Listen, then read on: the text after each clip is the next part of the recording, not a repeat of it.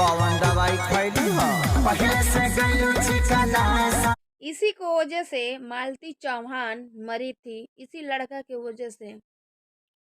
इस समय उतना अच्छा जिंदगी जी रहा है। मालती चौहान तो अपनी दुनिया छोड़ के तो चली गई, एक औलाद छोड़ के।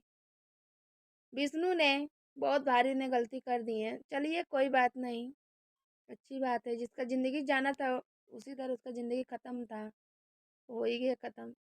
उसी लड़के के साथ वीडियो बना रहे, उसी लड़के ने मालती के चौहान के साथ ऐसा किया गया है। मालती इस समय दुनिया में नहीं रह चुकी है। इस समय मालती भगवान जी के पास है। लेकिन नहीं करना चाहिए, एक बच्चा अनाथ है, बेचारा भटकता है, रोता है, क्या किया जाए। अपनी विष्णु भैया ने घर आ गए हैं जेल से, इस समय अपने पापा के पास है, नहीं तो पहले अपनी मौसी जी के पास रहता था। चलिए कोई बात नहीं, अच्छे से रखिए।